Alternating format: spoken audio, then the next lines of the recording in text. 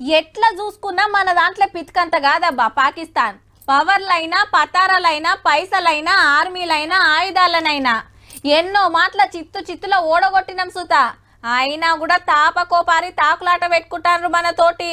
మొన్న కాశ్మీర్లో టూరిస్టులను కాల్చి చంపిన దేర్ దిమాగ్ గాళ్ళు ఆ దేశంకెళ్ళే వచ్చిరట. మరి మన ఆర్మీ తలుచుకుంటే ఆ లెక్కే ఏరే ఉంటది. కానీ ఒక్కపారి ఆడదాకా పోకుండా ఇగో గిట్లా వాళ్ళ సంగతి చూస్తాన్నాం. ఈయన కేకును కాకులెత్తుకపోను ఎందుకురా మీకు సంబరాలు? ఇది ఢిల్లీలో పాకిస్తాన్ పెద్ద ఆఫీసర్ గారి ఆఫీసు. ఎంబటే మన దేశంకెళ్ళి వెళ్ళిపోవాలని మనోళ్ళు ఆర్డర్ వేస్తే సిగ్గు లేకుండా కేక్ తెప్పించుకుండ్రు. ఎందుకని అడిగితే ఏం చెప్పకుండానే లోపలికి పోయింది మోతవారి. ఓ దిక్కు దేశమంతా దుఃఖంలో ఉంటే పాకిస్తాన్ ఆఫీసర్ గారి సంబరం గిట్లుంది. ఇక చెప్పినట్టే వాగా బార్డర్ గేట్లు బంద్ చేసిండ్రు మనోళ్ళు. అటు పాకిస్తాన్ ఇటు మనం. అటోళ్ళు ఇటు రారాదు ఇటోళ్ళు అటు పోరాదు. రెండు దేశాలకి ఇదే చెక్ పోస్టు. ఎందుకైనా మంచిదని ఇంకింతమంది జవాన్లను దింపిండ్రు గస్తీకి. అంతేకాదు మన దేశంలో ఉన్న పాకిస్తాన్ వాళ్ళ దేశానికి పోతానికి ఇంకొక్క రోజే టైం ఉంది. వార్నింగ్ ఇచ్చి 48 గంటలు కాగానే యాక్షన్లకు దిగుడేనట.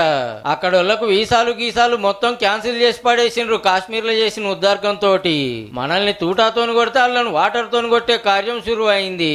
సింధు నది నీళ్లను ఆపాలని డిసైడ్ చేసింది మన గవర్నమెంట్. టిబెట్ లో పుట్టి మన భూమిలోకి వెళ్ళి ఆళ్లకు పోతుంది నది. అయితే 65 ఏళ్ల కిందట రెండు దేశాల ప్రధానమంత్రులు చేసుకున్న అగ్రిమెంట్ ప్రకారం 180 బిందెలు వాళ్ళు వాడుకుంటుంటే మన వాటా 20 బిందెలు. పాకిస్తాన్ లో 180 ఎకరాలు వారేది గీ నీళ్లతోటేనట. ఇక మనం మీద ఆగబట్టినాం అనుకో లక్షల ఎకరాలు ఎడారవుడు పక్కా. వాళ్ళకు మనకి ఎన్నో మాటల యుద్ధాలు జరిగినా గింతగొట్టు నిర్ణయం ఎన్నడూ చేయలే. కాశ్మీర్ లో మనోళ్ళని చంపిన బద్మాసిగాళ్ళంతా అక్కడోళ్లే. మరి పాకిస్తాన్ దేనికెంత ఫేమస్ గాని టెర్రరిస్ట్ అడ్డాలకైతే అడ్రస్ అయింది.